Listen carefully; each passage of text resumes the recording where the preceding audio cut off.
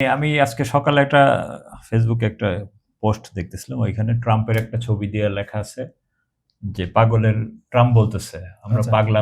পাগলদের হাতে পরমাণু শক্তি থাকা উচিত না।" আচ্ছা। তো নিচে আব্বাস আরাকচির আরেকটা ছবি দিয়ে উনি বলতেছেন, "হ্যাঁ, আসলে পৃথিবীতে ২ বার আ সভ্য মানুষদের উপরে পরমাণু হামলা চালিয়েছে পাগলরা। পাগলদের আসলেই পরমাণু অধিকার থাকা উচিত না।" মানে ওনার তিল দিয়ে ওনাকে ঘায়েল করছে। হুম। হ্যাঁ। মার্কিন জাতিটার দিকে আপনি খেয়াল রাখতে হবে। সারা পৃথিবী থেকে অভিবাসী জাতি এখানে গিয়েছে। আর স্পেশালি মূল জাতিটা ছিল ব্রিটিশ। ব্রিটিশরা যখন সারা পৃথিবীতে শাসন করত, তাদের মধ্যে কিছু ক্রিমিনাল ছিল। সেই ক্রিমিনালদেরকে তারা দ্বীপান্তর করত, মানে মূল ভূখণ্ড থেকে বের করে দিত। তাদেরকে এনে আমেরিকা রাখছে। তো তারা আমেরিকা আইসা নানান রকম ঝগড়া ফ্যাসাদ, স্থানীয়দেরকে সরিয়ে দিয়েছে, যাদের রেড ইন্ডিয়ানদেরকে মানে গণহারে হত্যা করছে। হত্যা করে তাদের ধন সম্পদ লুণ্ঠন করছে, তাদের দেশ দখল করছে। এই হলো মার্কিনীদের ইতিহাস। পরবর্তীতে তারা এই কালচার চালায়। আপনি বাংলা ভাষায় যেসব উপন্যাস হয়েছে মার্কিন সেবা প্রকাশনীর, ওয়েস্টার্ন এবং টেক্সাস এলাকার যেসব, ওখানে দেখবেন খালি গোলাগুলি মারতেছে, মাইরা তার সোনার খনি দখল করতেছে, ঘোড়া দখল করতেছে, র্যাঞ্চ দখল করতেছে, এইভাবে মেয়েদের দখল করতেছে, গার্লফ্রেন্ডও বাঁচে।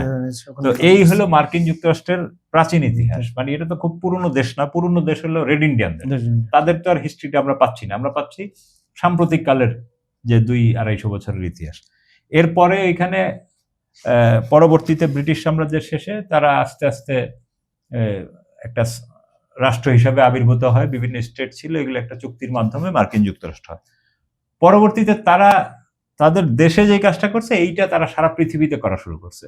পৃথিবীতে ৮০০-র উপরে তাদের বিভিন্ন জায়গায় সামরিক ঘাঁটি আছে। এই সামরিক ঘাঁটিগুলা যেসব জায়গায় আছে, মানে আসলে ওই অঞ্চলটা বা ওই দেশটা আসলে আমেরিকারই দখলে।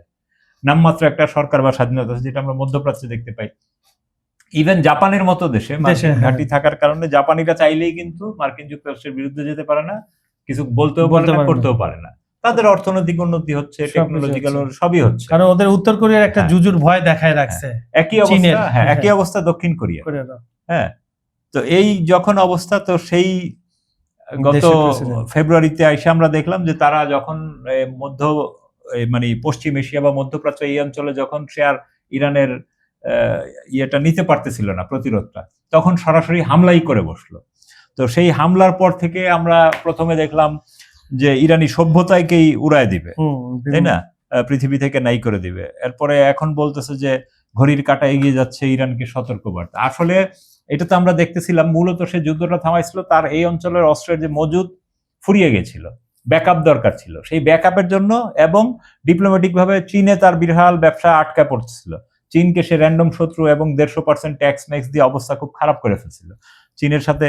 এবং এই ট্যাক্সের চাপটা তো মার্কিন জনগণের উপর পড়ে, তো যার ফলে পরবর্তীতে সে চীন সফরের এই সুযোগটা এবং রিফুয়েলিং করার জন্য যে তার অস্ত্র আবার বিভিন্ন জায়গা থেকে আইনা মজুদ করতেছে, কইরা এখন আবার হুমকি। আমরা আগেই বলেছিলাম যে চীন সফরের পরে যে কোনো দিন, এবং এটা এমন হতে পারে, আমরা এখন আলোচনা করতেছি, আমরা স্টুডিওতে বাইরে হওয়ার সাথে সাথে হামলা হতে পারে, আবার 7 দিন পরেও হইতে পারে।